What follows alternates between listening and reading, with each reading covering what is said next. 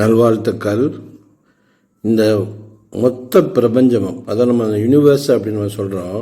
இந்த மொத்த யூனிவர்ஸுமே பார்த்திங்கன்னா அது தொடங்கி அது இயங்கி அது முடிகிறது. மூணு எழுத்து தான். 3 எழுத்தில் அது முதல்ல தொடங்குது, எல்லா உற்பத்திகளும் உருவாகுது. அடுத்த 2வது எழுத்தில் இந்த மொத்த பிரபஞ்சமே இயங்குது. 3வது எழுத்தில் அது நீண்டு வளர்ந்து முடிவடைஞ்சது, மாற்றமே வந்துடுது. அங்கே 3 எழுத்து தான்.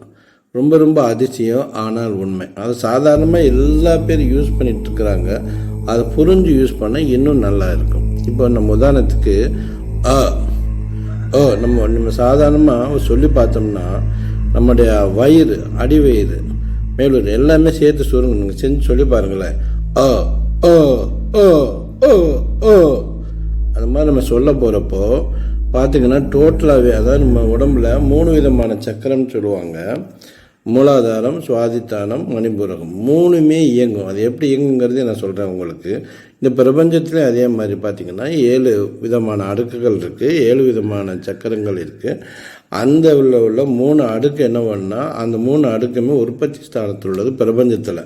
4வது அடுக்குக்கு போயிட்டோம்னா பிரபஞ்சத்தில் உற்பத்தி ஸ்தானம் இருக்குது. அதை இயக்கக்கூடிய காற்று மண்டலம் தான் அங்கே இருக்கும், ஆகாயம் இருக்கும். ஸோ நம்ம அப்படின்னு நம்ம சொல்ல போகிறப்ப இந்த பிரபஞ்சம் என்ன பண்ணுதுன்னா உருவாகுது. இருட்டிலிருந்து ஒரு அதீத ஆற்றல் நிறைந்த ஒரு சக்தி வெளிப்படுது.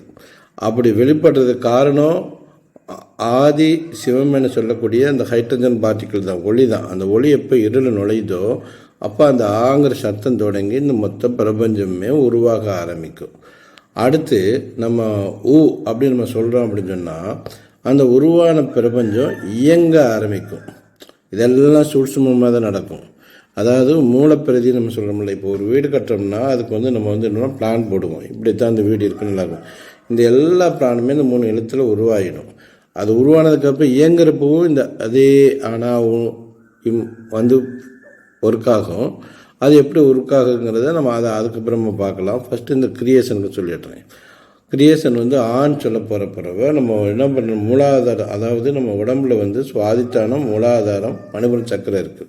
சயின்ஸ் எல்லாம் சொல்லும் பிக் பாங் தியரி அப்படின்னு சொல்லலாம். அதாவது பெருவெடிப்புலேருந்து இந்த பிரபஞ்சம் தோன்றியது அப்படின்னு சொல்லிட்டு. இந்த பெருவெடிப்புங்கிறது ஆங்கிற எழுத்து தான். ஒரு சூரிய லோகமே தோன்றுது உங்களுக்கு அங்கே அந்த ஆங்கிற எழுத்தில். அது இயங்குறதும் பார்த்திங்கன்னா, அந்த சூரியலோகம் இயங்குறதும் பார்த்திங்கன்னா ஆனா உண இம்முங்கிற அந்த பேசிக்கு எழுத்துலேருந்து தான் சூரியலோகமே இயங்குது. அப்போ பார்த்திங்கன்னா தோன்றுது. அப்படின்னு சொல்லி போகிறப்ப நம்ம பார்த்திங்கன்னா அந்த சவுண்டு பார்த்திங்கன்னா நம்மளுடைய தொப்புள் பகுதியிலேருந்து கழுத்து வரைக்கும் இருக்கும். ஓ ஓ ஓ ஓ ஓ ஓ ஓ ஓ இப்படி சொல்லி பார்த்திங்கன்னா அழகாக நம்ம அந்த இதயம் ஃபங்க்ஷன் ஆகும், நுரையீரல் ஃபங்க்ஷன் ஆகும். ஸோ நம்ம காற்றும் ரத்த மண்டலம் என்ன பண்ணுதுன்னா டோட்டலாக நம்ம உடம்புல உள்ள எல்லாத்தையுமே அதுக்கு தான் இயக்கிட்டு இருக்கு. அதுக்கு தான் உணவு கொண்டு போகுது, அதுக்கு தான் காற்று கொண்டு போகுது, அதுக்கு தான் சக்தியெல்லாம் பரிமாற்றம் செய்யுது. ஈவன் நம்ம உணர்வுகளை கூட காற்று என்ன பண்ணுது, கொண்டு போய் சேர்க்குது நரம்புகள் மூலமாக. ஸோ பார்த்திங்கன்னா மொத்த இயக்கமும் பார்த்திங்கன்னா இந்த ஊங்கிற இடத்துல தான். அது உடம்பாக இருக்கட்டும், இந்த பிரபஞ்சமாக இருக்கட்டும், ரெண்டுமே ஒன்று தான். ஏன்னா மனிதனே பிரபஞ்சம், பிரபஞ்சம்தான் மனிதன். ஸோ இந்த ஊங்கிற எழுத்தில் மொத்த பிரபஞ்சம் என்னங்கன்னா இயங்குது, அதாவது சுழல ஆரம்பிக்கு. அடுத்து இம்முன்னு சொன்னோம்னா நம்ம உடம்புல பார்த்திங்கன்னா கழுத்துலேருந்து தலையோட உச்சி வரைக்கும் அது ஃபங்க்ஷன் ஆகும். அதாவது நெத்தி பொட்டு வரைக்கும் வச்சுக்கோங்களேன், சுருமணி வரைக்கும் ஃபங்க்ஷன் ஆகும். இதே தான் பிரபஞ்சத்துலேயும் ஒரு நிலைக்கு அப்புறமா விசுத்தி சக்கரம்னு சொல்லுவாங்க. அதாவது சக்கரங்களும் ஆகாயமும் முடிஞ்சதுக்கப்புறம் ஒரு விதமான மாலை இருட்டு, அந்த இருட்டு மாதிரி தான் இருக்கும். அந்த இருட்டில் தான் இம்முங்கிற சத்தம் தோன்றும். இதுதான் என்ன பண்ணால் நம்ம மூளைக்குள்ளே இருக்கிற மாதிரி அங்கே ஒரு பெரிய உலகமே இருக்குது. சகசிரான்னு சொல்லக்கூடிய ஒரு பெரிய உலகம் இருக்குது. அந்த உலகத்துலேருந்து தான் உங்களுக்கு என்ன பண்ண நடக்குதுன்னா இந்த பிரபஞ்சத்துடைய விரிவாக்கம், இந்த பிரபஞ்சத்தில் ஏற்படக்கூடிய மாற்றங்கள் எல்லாமே நடக்குது. அதுக்குரிய சவுண்டு என்னென்னு பார்த்திங்கன்னா இம். அப்போது நான் இம்னு சொல்கிறப்போ இந்த பிரபஞ்சமானது தோன்றி இயங்கி மாற்றங்கள் ஏற்பட்டு முடிவும் ஏற்படுகிறது. இதைத்தான் எல்லா பேரும் சொல்கிறாங்க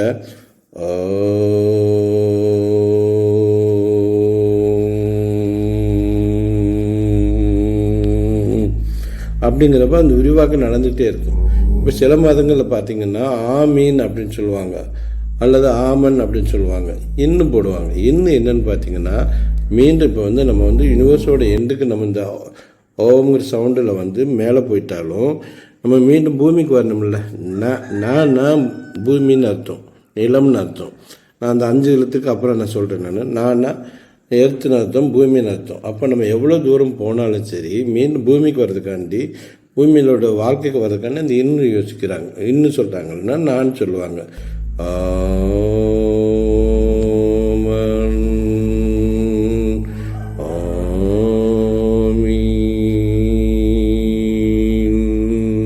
அப்படியே கீழே வந்துடும். எவ்வளோ தூரம் மேலே போகிறோமோ கீழே வந்துடும். பார்த்திங்கன்னா இந்த 3 எழுத்தில் மொத்த பிரபஞ்சமே எப்படி தோன்றி இயங்கி மறையுது. அதே மாதிரி நம்ம உடம்பில் உள்ள அனைத்துமே, ஒரு மனிதன் ஒரு இருட்டிலேருந்து தோன்றான்னா ஆங்கிற சப்தத்தில் தோன்றி, ஊங்கிற சப்தத்தில் அழுது, இம்முங்கிற சப்தத்தில் சைலண்ட் ஆகுதான். இதுதான் இந்த 3 எழுத்து. இதுக்கு அடுத்து பார்த்திங்கன்னா 5 எழுத்து இருக்குது. இது வந்து சூட்சும வடிவம். இந்த ஆ ஓ இம் அப்படின்னு சொல்கிறது என்னென்னு பார்த்தீங்கன்னா சூட்சும வடிவம். இந்த சூட்சும வடிவம் வந்து பொருளாகணும். பாருங்களேன், பொருளாகிறதுக்கு அடுத்த எழுத்துக்கள் வருது. எப்படி ஒரு பொருளாகுதுன்னா, இப்போ வந்து நம்ம இந்த மொத்த பிரபஞ்சம் பார்த்திங்கன்னா பஞ்சபூதங்களால் தான் ஆக்கப்பட்டிருக்கு. 5 விதமான பஞ்சபூதங்களால் ஆக்கப்பட்டிருக்கு. இந்த 5 பஞ்சபூதங்களுக்கும் ஒவ்வொரு எழுத்து இருக்குது. அதுதான் ரொம்ப அருமையானது. இப்போ நம்ம நிலம்னு சொன்னால் அது வந்து ந, நீர் அப்படின்னு சொன்னால் ம, நெருப்பு அப்படின்னு சொன்னால் சி. இப்போ நம்ம காற்று அப்படின்னு சொன்னால் அது வந்து வ, ஆகாயம் அப்படின்னு சொன்னால் எ. அப்போ 5 பூதங்களுக்கும் ஒரு 5 விதமான சப்தங்கள் இருக்குது. இதுதான் நம சிவா ய. இது வந்து சக்தியிலேருந்து தோன்றுறது. சக்தியிலேருந்து தோன்றக்கூடிய இந்த 5 பொருள்களும், அதாவது சிவசக்தி அப்படின்னு சொல்லுவாங்க. சயின்ஸில் சொல்ல போனோம்னா ஹைட்ரஜன் பார்ட்டிக்கிள்லேயே பார்த்திங்கன்னா 6 வகையான ஹைட்ரஜன் பார்ட்டிகள், அது 6 வகையான சிவத்தன்மை இருக்கும் அப்படின்னு சொல்லுவாங்க. அதில் வந்து ஆர்த்தோ ஹைட்ரஜன், பாரா ஹைட்ரஜன், ஹைட்ரஜன், நெகட்டிவ், பாசிட்டிவிட்டி எல்லாம் இருக்குது. அப்போ ஹைட்ரஜனில் பாசிட்டிவ்னு அப்படின்னு சொல்லுவாங்க. அதுதான் சிவசக்தி அப்படின்னு நம்ம சொல்கிறோம். அதுலேருந்து என்னவாகுதுன்னா 5 பஞ்சபூதங்கள் தோன்றுது. அப்போ நம்ம சிவாய அப்படின்னு நம்ம சொல்ல போகிறப்போ 5 பஞ்சபூதங்களுமே என்னவாகுதுன்னா தோன்றிடுது. ஸோ ஒவ்வொரு எழுத்துக்கும் ஒவ்வொரு பஞ்சபூதம். அப்போ வந்து இந்த ஓம் சொல்கிறப்போ இந்த தோற்றம், இயக்கம், மாற்றத்துக்குரிய சக்திகள் உருவாகி அது எல்லாம் பொருள் வடிவமாகி இந்த உலகம் திடப்பொருள் ஆகுது அப்படின்னு சொன்னால் அது வந்து இந்த 5 எழுத்து தான். நமச்சிவாயா அப்படின்னு சொல்லக்கூடிய இந்த 5 எழுத்து. நிறைய பேர் சொல்லுவாங்க நமச்சிவாயா அப்படின்னு சொல்லுவாங்க. ஆனால் என்ன அர்த்தம் அப்படின்னு தெரியாது. நம்ம அதை ரசித்து சொன்னோம்னா நம்ம உடம்பும் ஃபங்க்ஷன் ஆகும். பிரபஞ்சத்தோடைய அந்த உடம்பானது என்ன பண்ணோம்னா கம்யூனிகேஷன் ஆகும். அது ஒரு சேர்க்கையாகும். அடுத்து பார்த்திங்கன்னா 8 எழுத்தில் இது எல்லாமே டோட்டலாகவே, அதாவது இந்த உலகமானது இயங்கி தோன்றி பொருளாகி வாழ்ந்து எல்லாம் முடியுது 8 எழுத்து. இந்த உடம்புல இன்னொரு அதிசயம் என்ன அப்படின்னு நினச்சிங்கன்னா, இந்த உணர்வுகள் வந்து நம்ம உடம்புல 8 அடுக்காக இருக்குது. இந்த 8 அடுக்குக்குள்ளேயும் ஆட்டோமேட்டிக்காக இந்த 3 எழுத்து 5 எழுத்தும் போய் உள்ளடங்கிடுது.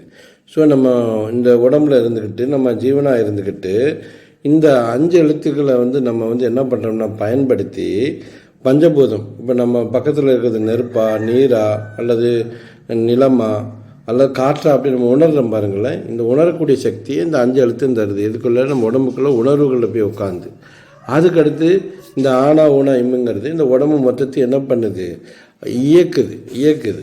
அதாவது நம்ம உடம்புல வந்து புது புது செல்கள் தோன்றதாக இருக்கட்டும், அந்த செல்கள் இயங்குறதா இருக்கட்டும், அந்த செல்கள் மாற்றம் அடையதாக இருக்கட்டும். ஏன்னா ஒரு செல் தொடங்குச்சுன்னா அது இதயத்துக்கு ஒரு மாதிரி இருக்கும், வயிற்றுக்கு ஒரு மாதிரி இருக்கும், நம்ம கை கால்களுக்கு ஒரு மாதிரி இருக்கும். அப்போ இதெல்லாம் பார்க்குறது இந்த இம்ங்கிற எழுத்து.